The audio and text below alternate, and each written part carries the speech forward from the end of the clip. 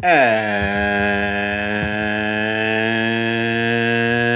welcome back to another edition of Coaching with the Bible. This is episode 153, season 3, episode 44.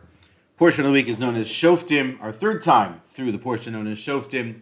And our subject this week is self-doubt. We've talked before about courage. We've talked before about anxiety. We've talked about stress. We've talked about confidence. We've talked about crisis of confidence. We've talked about all kinds of subjects around the similar related issue. And so here, talking this week specifically about the issue of self-doubt. We all have self-doubt. There are occasions for each and every one of us in our lives when we doubt ourselves, we doubt our abilities, we doubt, you name it, we doubt it. And it comes up a lot, and it's super important to think about this. There's a quote from legendary basketball player Kobe Bryant. I have self-doubt, I have insecurity, I have fear of failure. I have nights when I show up at the arena and I'm like, my back hurts, my feet hurt, my knees hurt. I don't have it, I just want to chill. We all have self-doubt, he says. You don't deny it, but you also don't capitulate to it. You embrace it. And so it's an important sort of subject to think about because we're all going through it. A lot of the subjects that we discuss, some of us have and some of us are dealing with. And this is one that I think we all go through at different points in our lives. It's probably an interesting study to figure out when it is in our lives that we suffer through self-doubt and when it is that we don't. What are those moments that we feel really confident and comfortable, and the ones that we don't feel confident and comfortable? And then to take it a step further is when our own self-doubts impact others around us and they have sort of a spreading effect or some sort of virality around it, or a contagion is probably the right term, when our self-doubt becomes contagious for others around us. So how does it fit into the Bible? So here in the Bible this week, specifically at the end of the portion this week, in chapter 20, verse 8, the Bible is discussing at that point the people of Israel establishing for themselves an army when they have to go to battle against a city, a town, an enemy, whatever it may be, and the establishment of the army there. And in particular, the Bible then describes a number of circumstances where a person who in theory belongs and should be fighting the battle is let out of the role of being a soldier.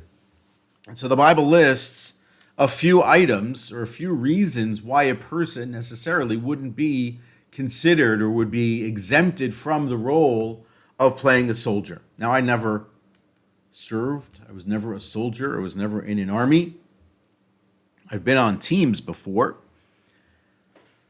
but I've never been in that specific space. So the Bible then lists out a few of those different things. If a person has begun to plant their own vineyard, if a person has bought a home, if a person is engaged to a woman, he should go home. In all those cases, they should go home.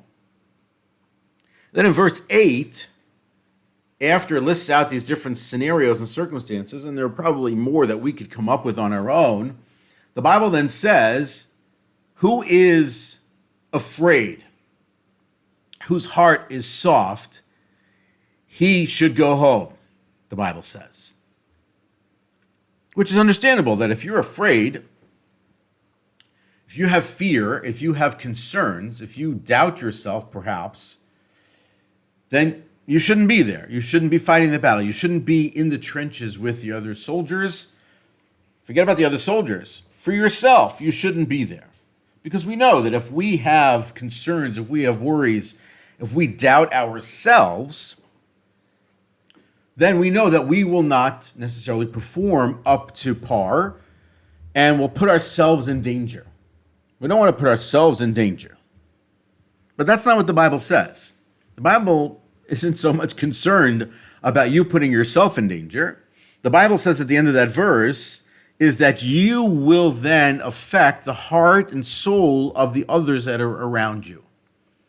It's an insidious effect and impact of your fears and your doubts on the others that surround you. That's the concern here. The language in the Bible is actually very interesting. It's specifically the language talks there about the idea that it melts the hearts of your brothers that are around you like it is melting yours. Again, the imagery is very powerful visual of the melting heart.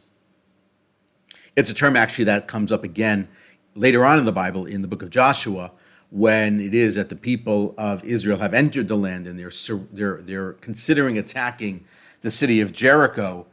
The term that Rachav uses in that city when the two spies come to her town is that the hearts of her people have melted. What does that mean? The idea that the self-doubt has crept in. And therefore, there's no belief that the person or the army or the team can be victorious. They say that about certain teams, certain fighters even specifically, that they won before the opponent had even entered into the ring. They say it, I remember it specifically talking about Mike Tyson to distinguish between the Bible and boxing. But Mike Tyson, that before he would even walk into the ring, he had sowed enough doubt in the mind of his opponent that it was over before he threw the first punch.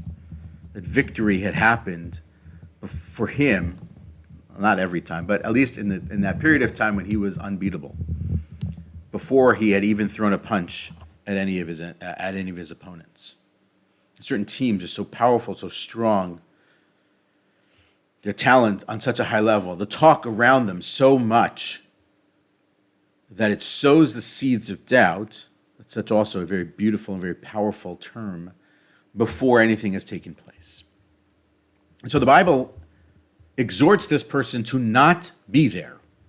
Don't fight. It's almost to the degree as if it's a prohibition to fight in a situation where you have this sort of fear and doubt in your heart, because then you will cause fear and doubt in others around you, and then there's no chance at victory.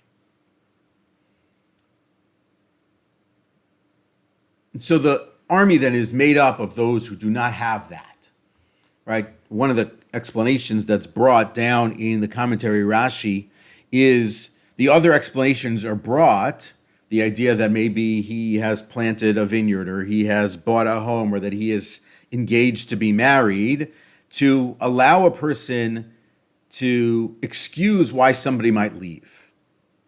That it's not fear or it's not self-doubt in their capabilities or their squeamishness or concern or worries about having to wield a weapon in war, or the idea that, God forbid, something could happen to anybody around them, and that fear is so much that they're simply not able to fight and do battle as necessary. And so it is that self-doubt has this incredibly powerful and creeping effect. This famous quote said by many, but I actually found the source, someone by the name of Susie Kassim, who said, doubt kills more dreams than failure ever will. I think that's many people have said similar quotes, but doubt kills more dreams than failure ever will. And so we have to sort of think about this for ourselves in terms of our own self-doubt, and then the impact that our self-doubt has on everybody around us when we have teams and we're leaders, and what we can do to sort of mitigate the impact of that doubt and the ability to sort of see that as it plays forward. So many instances in real world, in business, where doubt or, doubting the competition, doubting your own abilities has led to more destruction and failure, perhaps, than actually trying or having made an attempt at the success. And so, as a leader, how do we work on this? How do we appreciate that this is happening? First and foremost, as a leader, is paying attention. There's a member of the team that suddenly has, in the baseball, the term was the yips, their inability to sort of perform. They just simply can't throw the curveball anymore the way they used to, or they can't swing the bat the way they used to. something has happened to them. So as a leader, it's first is being perceptive and having that perception and having the vision to be able to see what's going on our teams. Someone fails at a project or fails a couple of times in a row. You can imagine that the seeds of doubt for that person have begun to creep in. Being a good leader is paying attention to that. Leave alone for a minute your own doubts and self-doubts. For sure that's true. But what about everybody else? And so when a person on your team is on a losing streak, they didn't get a sale, they didn't get a few sales, they have a bad week, you can imagine what's going on in their mind, what's going on in their heart, how they feel, how it's impacting themselves around everything else in their lives. Now take it a step further. How is it affecting everybody else? How is it affecting the rest of the team? Is that sowing doubt in the hearts and minds of everybody else that surrounds? You're a software team, developing new software, programs, packages. The first version comes out, it's exceptionally buggy. The second version comes out, it's also exceedingly buggy. And you're the leader of the team. So you have to keep the team moving forward, at the same time appreciating that they're going through some sort of a slump, let's say, with respect to their development, and you have to work around it, you have to work through it. So it starts, typically speaking, with one person or two people perhaps, and then it creeps. And that's the sort of way to think about it. It's, a creepy crawler. It is it's an infection, and in one person that becomes contagious and can spread to everybody else. So you have to figure out how to work through that. How do you deal with that? So the first and foremost here is, as I said, being really perceptive of what's going on. Paying attention to what's happening in the team, the dynamic of the team, paying attention to what's going on around the team, what's gone on over the last set of days, weeks, whatever that may be. You could even call a pause. There are coaches in sports who, when they see that their team isn't playing well, blow the whistle, send everybody home. Take the rest of the day, clear your mind. They'll sit a player down for a couple of days to have them just simply breathe and focus and relax so they can come back. So the first is that sense of perception. Number two, relatedly, is communication. To really be important here is when this is going on, is communicating with the individual or individuals or the team where this is happening. Having an honest assessment and conversation about what they're feeling, what's going on. Not why necessarily, but what's happening? What are you feeling? Here's what I'm seeing from you as a team or as an individual on the team. Beyond that, I think you can go further and share some personal experiences from the mistakes and the situations that you made, where you've had that self-doubt, where you've had that fear, concern. How did you work through that? You were on a project, it didn't go well, it was a disaster, and now you went at the next one with skepticism, concern, some fears and some doubts. Maybe you plowed through, maybe you worked through it, maybe you took one off and you went to the next one, you skipped one, you passed it on to everybody else. Number three then is really then going back with the team and reestablishing the ground where their expectations are being set. Maybe they've gotten ahead of themselves and they're too far forward and they feel like they're out there without any sort of, equipment that's holding them, that's protecting them, that's saving them, that is guarding them, and they feel very much like they're in the wind. And so you need to set realistic expectations with them. Work with them. Show them situations where it has worked, where they started smaller perhaps and worked through. Those are really important first three steps for me. And then I think what's really important here is to get a really good, fast, short win. Something that might be on a different zone or a different path or different thing altogether, where the team can sense a win and then they can go forward. So if it's an individual, so like I remember in basketball, when I played basketball, was just to see the ball go through the net, even from 5 feet away, just created a little bit more confidence, right? A flip side of self-doubt is the confidence in talent or ability to then expand a little bit further. You can do that with a team. Run a play that you know is going to work, right? If it's a sports team, and that begins to tamp down and beat down the self-doubt that's there and allows for confidence to creep back in. Super important facts in terms of how you build a process and how you get it to go, and how you put yourself in a position as a leader with your team to be in a position to really begin to create a windfall of winning forward into the situation, creating where the team feels like, okay, that was just a hiccup in our circumstance, and that's not something that we're going to allow to creep further in and melt the hearts of the entire team such that we can't do anything further.